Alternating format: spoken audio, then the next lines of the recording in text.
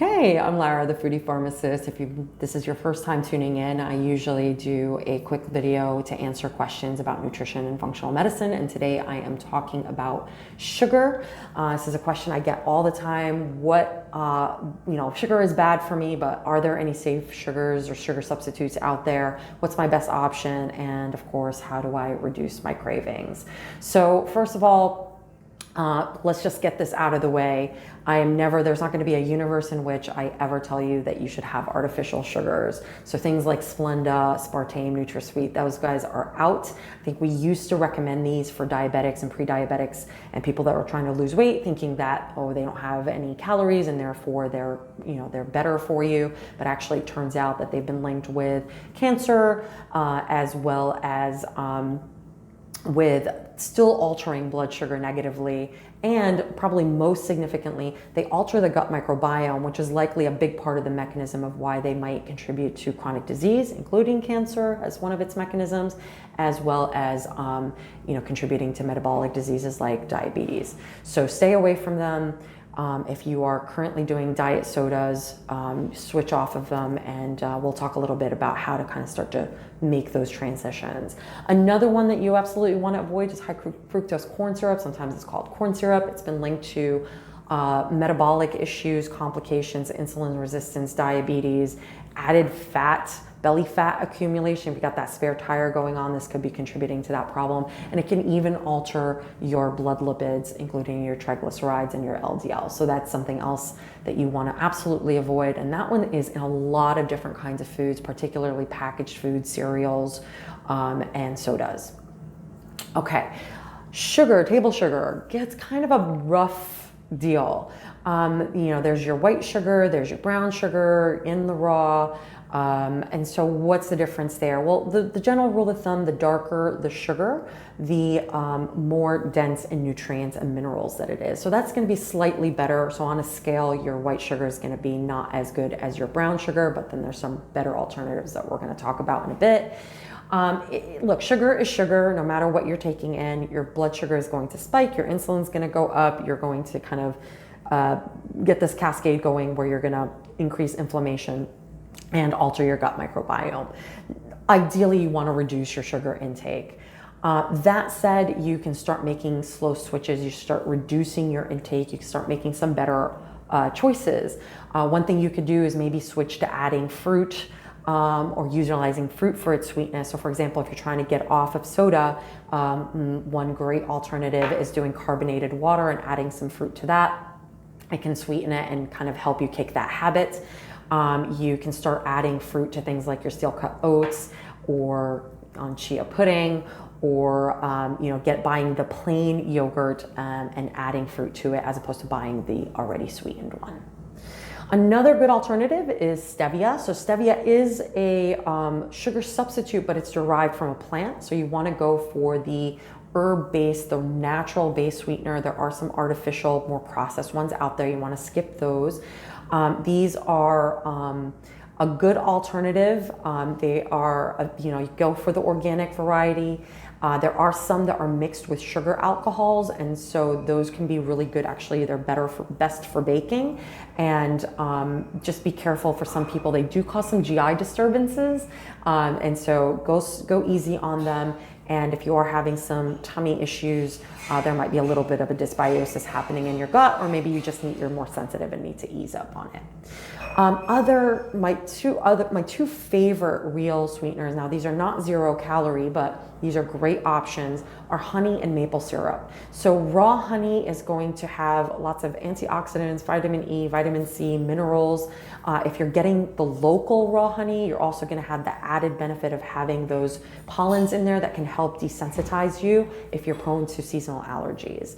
Pure maple syrup is also a great option, even more dense in nutrients, good source of minerals and antioxidants as well. And both of them actually are rich in prebiotic oligosaccharides, which are helpful for feeding the good microbiota, or feeding your good gut bugs to help promote a good balance there. They have to be real. You don't want the processed stuff that ends up coming in your plastic, bare looking container. So you want the real stuff, and that's super important.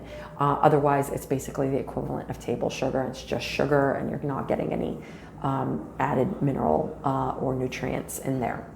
Another good option that's natural, not as much of a favorite for me, is agave. So agave is also plant derived. This one is got a pretty mild flavor, so some people are kind of drawn to that. It does have some calories to it, but it has a low glycemic index. It absorbs a little bit slower, so it could be better for kind of blunting that sudden sugar spike for some people, so that could be a good option. It is a little bit higher in fructose in terms of proportion, and there's some research out there, there's some studies out there that suggest that maybe having that high concentration of fructose is kind of tricks our body and might cause some metabolic issues. So it's not my absolute favorite, but it could be an option. It's in a lot of different kinds of food, so if you find it in something, sometimes that's a better option than having something artificial or even worse than that. There are some new slash old things that are kind of coming around right now. One of the newer sweeteners to come to the market is monk fruit. This one's a great option. It's actually probably my favorite sugar substitute. It's a 0-calorie sugar replacement. It has actually some great antioxidants and some a little bit of a good mineral vitamin profile to it. It's actually derived from a tropical melon. It's a tropical melon, so it's derived from a fruit. And this makes a great alternative to sugar, and it's a nice 1-to-1 ratio, so it kind of is an easy swap to make. It also doesn't have a aftertaste to it, which stevia does and some of the other sweeteners do. So this kind of is a little bit milder, so it's one of my favorite go-tos, and you're seeing it in more and more products. Molasses is kind of an old one that's making a comeback. Blackstrap molasses specifically is going to be your most nutrient dense. So it's derived from sugarcane, so it's going to have that same mineral profile, but it's kind of condensed in, and it's going to be a really good source of iron, calcium, vitamin B6, selenium, magnesium. This is actually a good option for vegans who might need a little bit more of that iron, so that could be a good reason kind of lean on it. It digests pretty slow. It's slower than sugar or brown sugar, so it's going to have that slow blunted blood sugar response, which is helpful. It does have a strong flavor, so you want to be kind of careful how to use it, but it does make a great option for baking. Now, one of the things that people forget is processed foods, refined grains, hidden sources of sugar. Those are all sugar. Sugar is sugar. Sugar is going to be inflammatory regardless of the form. So simple sugar is going to be something you want to avoid no matter where it's coming from, regardless of the source. It offers no benefit, no nutrient benefit, and it's hidden in a lot of different things. So, look for things like granola bars where they have added sugars, yogurts, cereals, any grain that's kind of been taken and turned into a cereal, a bread, a pasta, even if it's whole grain or whole wheat, is still going to be higher in carbohydrate, in simple carbohydrate, and it's going to be lacking in some of the fiber. So opt for the whole grains and look carefully at ingredients to check for hidden sources of sugar. The names can be tricky, so just really look in there. If you don't recognize something, look it up, Google it, or avoid it altogether. You want to start making some substitutions, like using fruit, for example. Lean on root vegetables. They're a great way to bridge and start curbing your cravings for carbs. Doing things like beet chips and sweet potato mashes and things like that can really help satiate and give you some extra added blood sugar balance there. Whole grains are a better alternative to cereals and pastas, etc. Look for chocolate that has cacao as the main ingredient, not chocolate liqueur or sugar. Remember, ingredients are listed by how much they use in it, so the higher up on the list, the more of it there is, so be really vigilant for that. And in general, just start gravitating towards adding more vegetables, particularly bitter greens. Things like kale and arugula and dandelion greens can really help to start to alter your taste buds and move away from craving the sweetness and the sugars. And like I said, lean on those fiber-dense vegetables. good healthy fats and proteins.